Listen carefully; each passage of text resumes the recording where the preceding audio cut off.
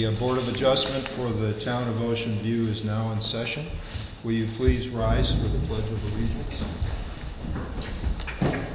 I pledge allegiance to the flag of the United States of America and to the republic for which it stands, one nation, under God, indivisible, with liberty and justice for all.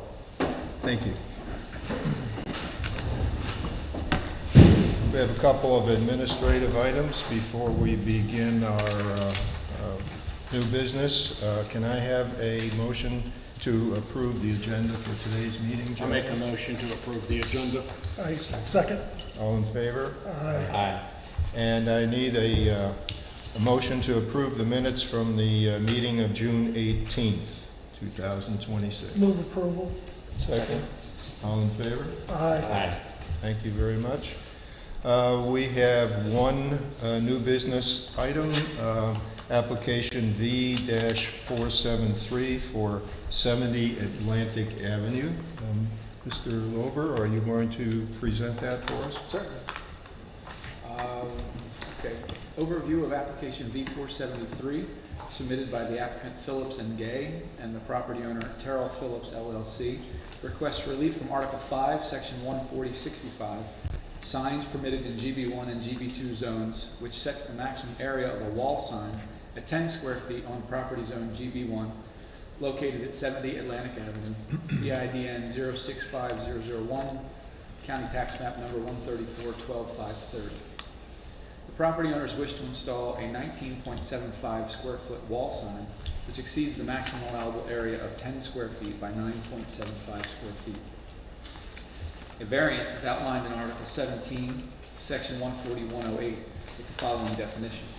A variance is relief from the strict application of the provisions of this chapter when, owing to special conditions or exceptional situations, a literal interpretation of this chapter will result in exceptional practical difficulties to the property owner.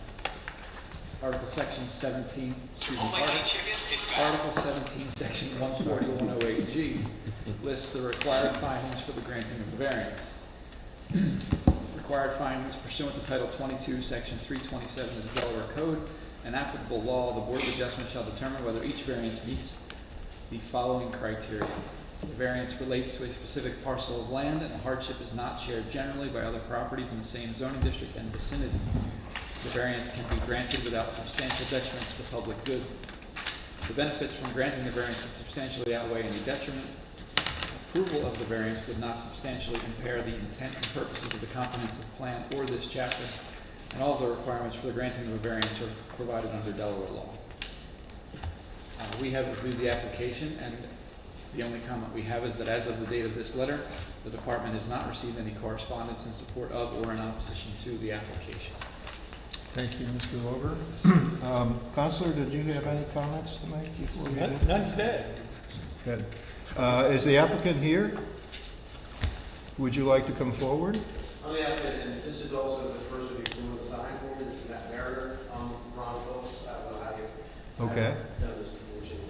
I'm not sure exactly what you all expect. So, I just put the sign on the side of my building. So, Mr. Phillips. Yes, sir, I'm sorry. So you're going to give testimony. Okay. Okay. You're an attorney? I am. Okay. And I don't need to swear you. I usually swear all witnesses, but you don't need to. Actually, I am going to swear you because you're going to be giving the actual testimony. Okay. Because I have to have a sworn witness to have the actual testimony, so I usually don't swear attorneys, but I'm going to do so. However you want me to do it, I'll do it. Raise your right hand. Do you swear or affirm that the testimony and statement you're about to give are the truth? I do. Thank you. Go ahead. Okay, so I just bought 70 Atlantic Avenue. My law office is going to be there. I share it with another business as well. The one side faces west on Route 26. I wanted to put a wall sign. Unfortunately, 10 square foot, you can't see it. So we wanted to exceed it, but I didn't want to be obnoxious about it. Matt Mariner with Ad Art Signs drafted up what it would look like, and we submitted that as well. I think it would look fine. I just want people to know I'm there. So that's my hope. I don't know if you've got specific questions, but if you do, I'll answer whatever you've got. I'm just going to go through the statutory elements real quickly. What is the nature of the property or nature of the zone in which the property lies? Is it, I are believe there it's businesses around you? I believe it's And GB1. are there other businesses around you? I share the building with the business, but other than that, the only one is on the other side, which would be the east side of my building, and that's Amato Pizza. Would, if the restriction were removed, that is the current sign requirements, right? And I'm sorry, I'm just having trouble with the echo. I apologize. Maybe I'll get a little. It's a me problem. Maybe I'll get a little closer and try to help you out, right? If the restriction were removed, the sign restriction, right, would removal seriously affect neighboring property and uses? I don't think it would have any impact on anyone else. All right, and then we go into exceptional practical difficulty standard, which the board's familiar with, but is your exceptional practical difficulty that keeping the current size of the sign, nobody could see it? Correct. Anything else? No. Okay. Am I correct that this sign is going to be on the side of the building? Correct. And is there anything on the front to identify your business? So C&E Furniture has a studio, and they've got a sign in the front. I don't really want to displace them, but in all reality, you can't even see it because it's covered by trees, which the 2 trees need to be trimmed just because they're too big and getting into the building, but you can't even see it. She's not there very often, but like I said, I just want people to know that I'm there. I'm asking that because I'm wondering if at some future time you will want signage on the front of the building so people on Atlantic Avenue can actually see you. Well, at some point in the future, if she left, like I said, she's got her design studio. She's an interior decorator, so she's got her sign. I don't want to impact her at all. But at some point, if she moved out and we moved into her section, I would imagine at that point she would take her sign down, and we would look to just utilize whatever sign space she's got as well. Okay. My question's similar to what Greg said, because initially when I saw this, I thought you were in the front, but now I realize you're inside, and it's perfect for you coming in. But there is a lot next to you at some point. Correct. If that's sold, that would certainly impact your sign, obviously. Well, depending on where a building might And the be, size how of the tall it building. was, size of the Yeah. building, where it was located, it may. You know, as you know, I mean, I've been here all my life, but as you know, that's been empty for a really long time. And they've had whatever difficulties they've had getting something there, you know, even recently. So, you know, I'm sort of planning for now. If something changes, you know, I'll address it at some point in the future. Would you anticipate one of the other businesses seeing your sign and then wanting to also repeat and have a sign on that side of the building as well? Well, I'll be honest with you, what sort of brought it to my attention was all the other people who had wall signs, which is why I kind of thought it was, I said, well, that'd be a great idea. That's kind of my next question, even maybe more for the town, is just like Ocean View Brewing, Sukasa, did they all get variances for their signs? A lot of the signing along the general business district, which is State Route 26, where this building is, have gotten sign variances. We do realize that our sign code is lacking, and we are in the process of working through some code updates. And I also wanted the least obtrusive kind of way to do it, that sort of blended in with the building, because I want my building to look nice as well. So I went to Matt and said, how do we make it look good? Because I don't want to look shitty either. You know? Right. So, you know, so that's how we came up with the design and what we hope to do. And a question just in general for the town, since there is a sign already in the front of that property, he's unable to put another sign because it's the same address, correct? Off the top of my head, I don't know whether it'd be permitted to have more than one sign on one facade. And I don't think that would look good either. Right. You know, I think that would probably be more obtrusive, because then we'd be asking for a bigger sign up front, which I think creates probably more of a problem, you know, just because it's bigger and obtrusive. There's a sidewalk there, lots of traffic, all that kind of stuff, so. a sign in the front of the building, like a sign structure with multiple businesses in a building, with multiple, is permitted. But again, each of those signs can only be a certain amount of square feet. And the wall signs, it's not uncommon, I think maybe it's a moot point, to have it somewhat proportional to the size of the building. Like, because it's 10 square feet, it's 10 square feet, it's a lot different on a small building than it is on Correct. a huge one. So I've seen some towns where it's like linear feet and things like that. Is that where it's gonna head to, or you don't know yet? We don't know. We're sitting Okay. down, we've got a long list of code revisions. We started it months ago. We get sidetracked with other initiatives and then we get back to it. But with that being said, we do realize that our sign code is cumbersome, it's challenging, and that's why the Office of Planning and Development does not have any objections to this variance. Is there any lighting for this? Any what? Lighting? No. No. So, I know sometimes these letters will have lights behind them. No, nothing like that. No, Okay. and there's plenty of lighting coming down Route 26 that, you know, you can see that without any additional lighting. Okay. And they're in the white that's proposed Correct. on the, Yeah, it's exactly as proposed.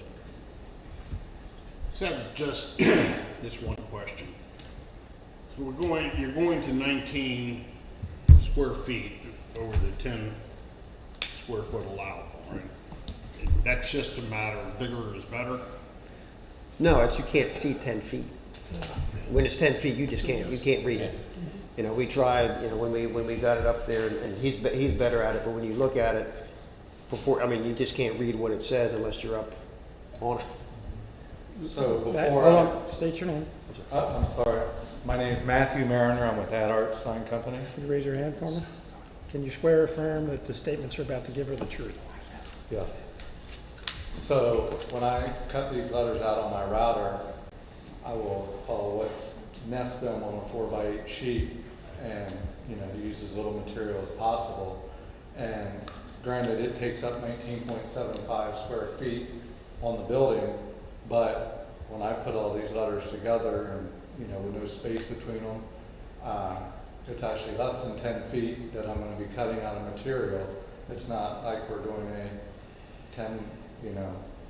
a rectangular sign on the building that's 19.75 square feet. Did I answer your question? I'm sorry.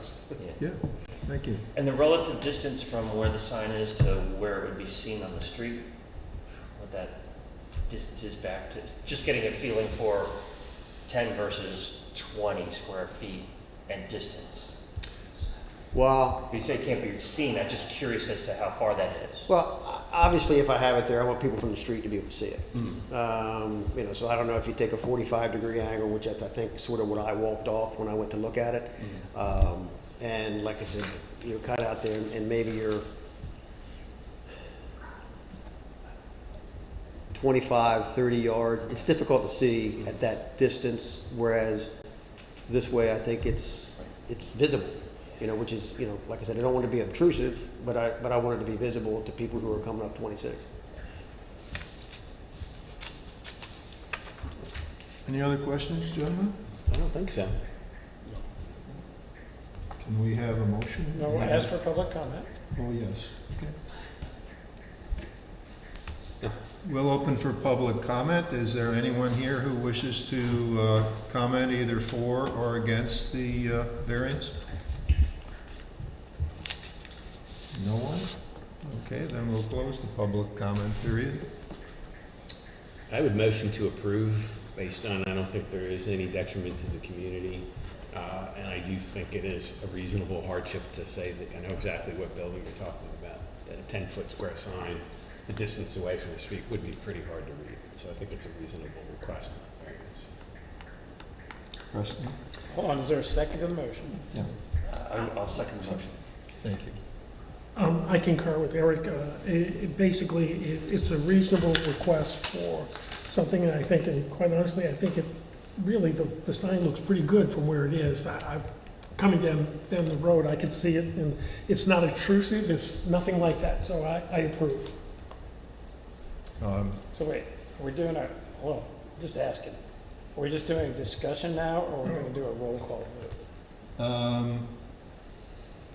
Do we need any more discussion, gentlemen, or should we just take a vote?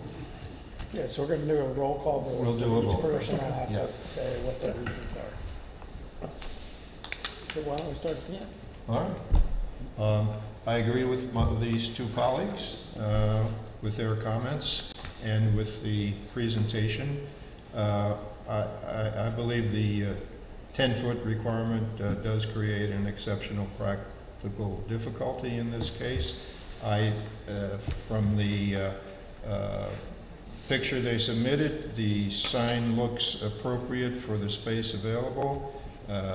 Not large and gaudy. It seems appropriate for the place and for the business. So can I ask you, is the variance, is the area, or having the sign in the nature of the zone in which the property lies? In other words, is it consistent with the surrounding properties? Yes, it is. It's in the business And district. that- There are other signs that large And the on character associated too of that, buildings. okay? So if the restriction upon the property were removed, would it seriously affect such neighboring property and uses? It would not. And then as far as exceptional practical difficulty, would you concur that it's the distance that's needed to view it is the reason that and its Yes. viewability is the reason that the sign needs to be larger, and that's the exceptional practical difficulty? Yes. Do you incorporate everything that we just talked about into the reasons for your vote? Yes. Okay. All right. I vote for it and incorporate exactly all the information that was just presented. I also support the motion. I think that there is an exceptional difficulty that exists by the size of the sign from the road where it's going to be visualized needs to be bigger. I do incorporate the previous comments and reasoning of my fellow board members and including the testimony of the applicant and other representative. I do support the motion. Thank you. I believe the motion carries. Hold on. Just want you to say, yes, I vote in favor, and yes, I vote in favor. Yes. For the reasons you stated previously. Previous rest. I also vote yes, incorporating all the previous statements. Sorry. I concur. The motion carries 5 in favor, none opposed. Thank you very much. So just for the record, I'm a little behind on Board of Adjustment decisions, so I'm gonna try to get you something out in a month. Just so everyone is very clear, the vote is not final until a written decision is filed in the office of the Board of Adjustment. I'll try to get that out this month sometime. Give me 30 days. I'm a little behind. All right, thank you. No, you don't have to. I'm just saying it's not final. There's an appeal right that goes from 30 days after the written decision is filed, so it's not final. You can put it up. Proceed at your own risk. That somebody's going to challenge. We're living on the edge. There being no further business on our agenda, do I have a motion to adjourn our meeting? Make a motion to adjourn. Second. All in favor? Aye. We are adjourned. Thank you very much.